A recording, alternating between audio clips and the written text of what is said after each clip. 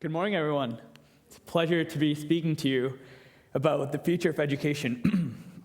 My name is Sarthak, and before I start my talk, I want to take you through a story which actually got me interested in this topic, instead of coming here to talk to you about sciences. Now, this story starts on a bright early morning, a morning which I had just woken up to go to the airport, catch a flight, Toronto, and then eventually to Pittsburgh, and that's where I was supposed to compete in the world's largest and sort of the most prestigious science and engineering fair, the Intel ISIF. And with me on this trip was an individual I had particularly heard a lot about, and I watched his name in our regional science fair for about 2 or 3 years, and I followed this guy with a great passion because this guy had won Best in Fair. So that's out of 1,000 students, Best in Fair, twice a row in my grade 7 and 8, while I was trying to light a bulb from 2 magnets. Now, so I was very fascinated to meeting him, and his name is actually Chris, now a really good friend of mine. There he is. And we got through the airport security, and then we were waiting just before to board our flight. And I had contained all my excitement for all this time, and now this was my chance. This was my big chance. How I had the whole trip in front of me to ask him questions, ask him how he did things. So my first question started saying, Chris, you have received gold medal at this Intel ISIF, and that was my first year. So I was so fascinated by the idea that you have received gold medal twice at this platform. It's like the Mecca of science fair. How do you do that? And now you're back on Team Canada again, and for a potential 3rd medal. How do you do that? And Chris gave me an answer, which sort of sparked my journey in education and how we teach and educate our students. And are we on the right path? And Chris's response to that question was very interesting, but I won't reveal it yet. I'll take you back to my journey, and then I'll tell you how that leads into what his response was that day. Now, our world is at its very exciting times. We live in a time where every field has something innovative to offer. You look from the sciences, the technology, religious studies, every field, it is changing, is innovating. And it's largely at this platform because of the top inventors, top scientists, the world changers who have decided to course this path. What's interesting about all these is a concept called divergent thinking. The top CEOs or the top change makers exhibit this one concept where your ideas to solve a problem aren't convergent, aren't confined. They start to think of endless ideas to tackle the problems and interpret questions in weird ways, which ultimately results in very creative and innovative answers to some of the best questions. So that led me to the question, what has my schooling of 12 years really taught me, and whether it's at par with the concept of divergent thinking?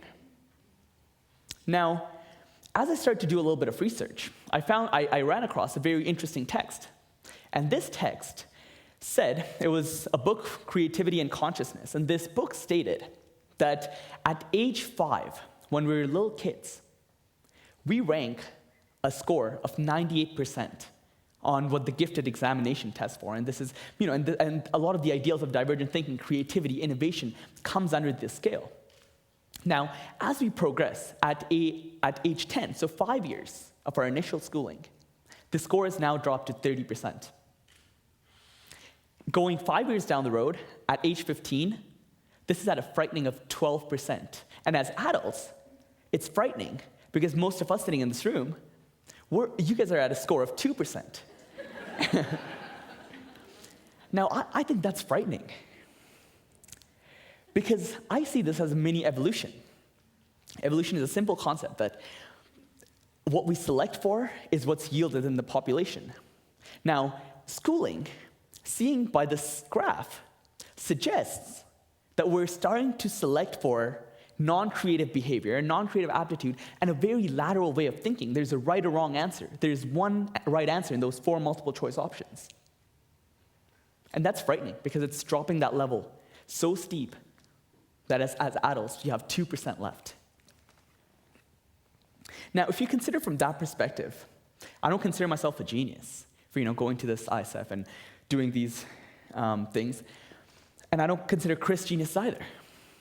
What we have done, though, is we have not only read from the textbook, but we've been very fortunate to be under the mentorship of right individuals who were good at solving questions, and that has led us to not just read from our textbooks, but to contribute back to the human understanding of the basic anatomy, for me, the basic anatomy.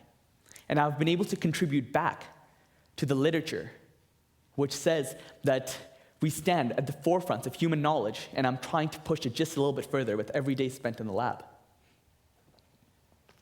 And hey, I'm no genius, and it's because me or Chris haven't let our education get in our way of learning.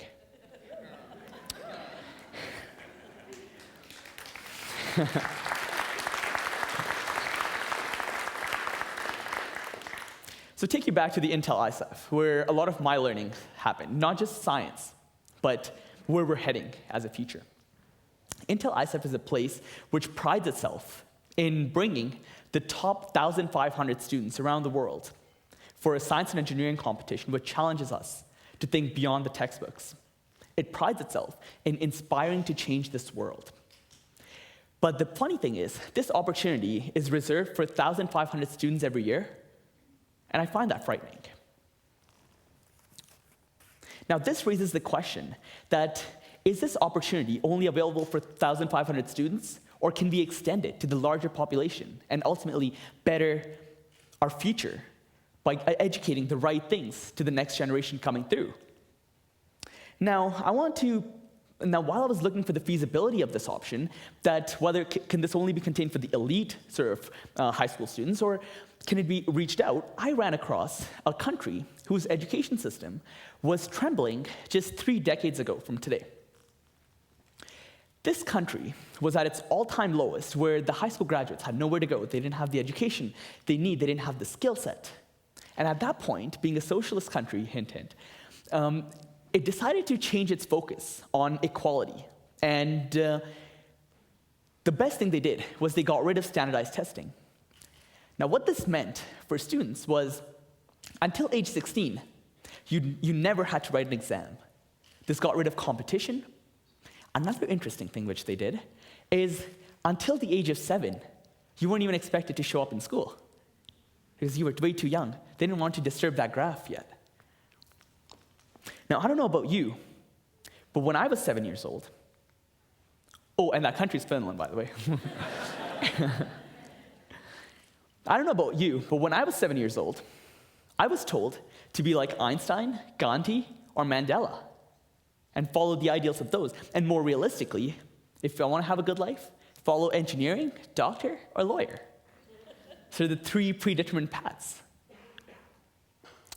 Now, Finland has beaten us, the States, and any other industrialized leaders in math and science testings because they haven't chose to focus on training their students to get 2400s on their SATs after they've done their high school. They tell their students that, Sarthak, go out there, learn, innovate, and while doing so, educate. Their philosophy of education resembles closely to a quote said by Swami Vivekananda, where he says, education is simply the manifestation of the perfection already present in man. Now, nobody told me, even till date, that, Sarthak, aspire to be you, aspire to be yourself, and then start to follow paths which don't have a tangible end or don't have a predefined 3 years degree and 4 years master's, and then a job at this much figure. But go out there, take your own journey, carve your own path while you're at it. My teachers, I think educators have an important role to play in the system. I have some amazing, phenomenal teachers, but they too have been victims, unfortunately, of the same system. Now, why that's the case is because I look at my science teachers. They have their bachelor's in education, and then they have their bachelor's in sciences for biology. And they have never had a master's degree or a PhD degree, which at that level, you're first introduced to the world of research. And a master's degree, when you start to write your thesis, that's when you stand at the forefronts of human knowledge, the forefronts of human thinking, and try to push it just a little bit further. If you have teachers who have never experienced that, how do you expect them to share the same excitement with us? That's a false expectation that this revolution will start if we get our teachers to start these provocative discussions. In Finland, interestingly, while they were going through this 3 decades ago, while they were shifting the system, what they did was they got their most elite and most respected, most learned individuals to start to become teachers, because they place such a high importance on education that their teachers held the key responsibility of not only passing down the knowledge, but passing down the problems faced by the human civilization today, and passing it down not just to regurgitate it on the next examination, but to have it for a lifelong learning, to just light that curiosity, and the learning follows naturally after that. Now, before I leave you today, I want to share another interesting event which has sparked sort of the second way of I think of education. And it was this girl. She had heard that I do brain research, and I try to repair your brain after an injury. And she came to me, and she asked me genuinely that, Sarthak, my counselors at the school told me that when I try to concentrate in class, I can't do it. It's because they say I have something called ADHD, attention deficit hyperactive disorder. And this is a very interesting neurological disorder, and this is why our brain is interesting. In this disorder, what happens is that individuals lack focus and lack attention in one particular area, but at the same time, they become compulsive towards something else. Now, before I could answer her, it posed a question in front of me. Do I have ADHD then? And I asked this in all seriousness, because when I was trying to complete my study, which I presented at the past science fair, I would dedicate 15, 20 hours a week in lab after school and managing one of the toughest course curriculums in high school, and I would go weeks straight with bare sleep, and I wouldn't complain because I loved what I was doing. I was compulsive towards it. But on one hand, I'm getting praised for the work I do to contribute to the field of medicine, and I'm advancing science, and at the same front, that girl goes through behavioral therapy so she can modify and fit in this mold again. But you know what? She has the same sense of compulsiveness towards something else. And arts and humanities and dancing is her thing. She can dance for hours straight, just like I can do science straight. And I find that frightening, that we have created the molds which each student in our education system needs to fit under. Now, I'm not debating whether ADHD is a disorder or not, because even scientific community or medical community don't have this decided, whether it's truly a disorder and what the treatments are fair or not. But what I am here to tell you is everybody has a sense of compulsiveness, sense of curiosity, a drive which they want to look back at your lives. There has to be a time where you want to follow something so blindly. And everybody has that. Einstein once quoted, actually, a question which sometimes drives me hazy: am I or the rest of this world crazy? Which was viewed compulsive. He was compulsive towards his physics, towards his discoveries. And what I also find interesting is, for the anomalies of our society, we have a system of education which we call the alternative approach, or the alternative education, where we start to personalize learning and we start to cater to their needs. And I find it ironic how we call it alternative path. And it's sad that it's only available for the anomalies. We have a system in place within our board, but it's not available to the most 90% of us. Now, we stand at a very pivotal time. Over the course of human history, starting from Roman era, where Christianity defined much of education, down to secularism, where they started to look for the same answers, but from a different mean, non-religious means. And then even right up till industrial era. What was interesting about these time periods is that the worldviews of the society directly reflected how the education was and how the students in our system were getting trained to live up to those jobs. And unfortunately, that's not the case today. One side, we value divergent thinkers, we value people who can change the paradigms, and on the contrary, our education system robs us from exactly that ability. One of the things I'm certain about is in my lifespan, I will witness a revolution in education. We have to. There's no question in that. But what I like to channelize my thoughts and thinking towards is so that as we hit this revolution, we can chart the course and chart the direction in the right path so this whole process of educating and learning becomes a more human version.